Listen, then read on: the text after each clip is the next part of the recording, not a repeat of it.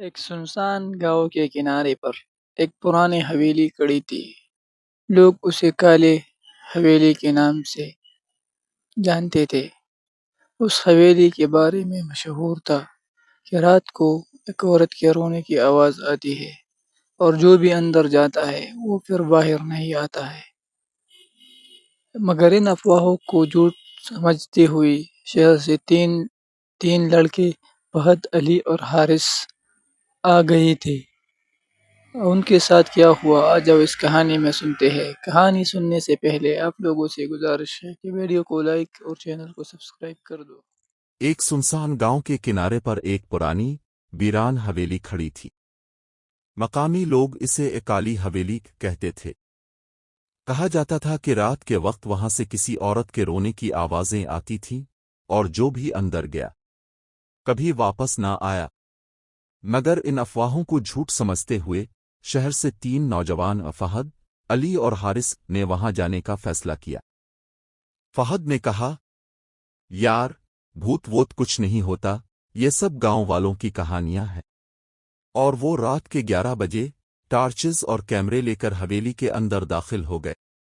حویلی کا اندرونی منظر اندر داخل ہوتے ہی ہوا میں نمی، سڑاند اور خاموشی کا راج تھا۔ پرانی تصویریں، گرد سے اٹے ہوئے فرنیچر اور در و دیوار پر عجیب و غریب نقش و نگار بنے ہوئے تھے جیسے کسی پراسرار زبان میں۔ حارث نے کہا، یہ سب کتنا کریپی ہے، لیکن مزہ آ رہا ہے۔ جیسے ہی وہ سیڑھیوں کی طرف بڑھے، ایک کمرے کا دروازہ خود بخود کھل گیا۔ پہلا خوف، کمرے میں ایک پرانا آئینہ رکھا تھا اور اس کے سامنے ایک کرسی پر سفید لباس میں ایک عورت بیٹھی تھی، مگر وہ ان کی طرف پشت کیے بیٹھی تھی۔ علی نے جیسے ہی ٹارچ اس پر ماری، وہ عورت آہستہ آہستہ کھڑی ہوئی اور پیچھے موڑ کر دیکھا۔ اس کا چہرہ نہیں تھا، صرف خالی جگہ، جیسے کوئی گوشت سے چہرہ چھیل لیا گیا ہو۔ تینوں نے چیخ کر دروازہ بند کیا اور نیچے بھاگنے لگے، مگر راستے بند ہو چکے تھے۔ پھنس جانے کا احساس، اندر کی گھڑیاں الٹی چلنے لگیں، دیواروں سے خون رسنے لگا۔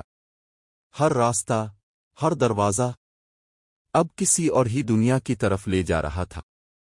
فہد کو ایک عجیب سرگوشی سنائی دی، تم لوگ کیوں آئے؟ وہ اب جاگ گئی ہے۔ پرانا راز، نیچے تہخانے میں ایک پرانا رجسٹر ملا جس میں لکھا تھا، یہ حویلی کسی زمانے میں زینب بیگم کی تھی جو کالا علم کرتی تھی۔ لوگ کہتے تھے کہ وہ جنات اور مردوں سے بات کرتی تھی۔ جب گاؤں والوں نے اس پر الزام لگایا تو اس نے حویلی میں آگ لگا دی، وہ خود کو بھی جلا دیا، مگر مرنے سے پہلے ایک لعنت دے گئی، جو بھی اس حویلی میں قدم رکھے گا وہ اپنی روح میرے پاس چھوڑے گا۔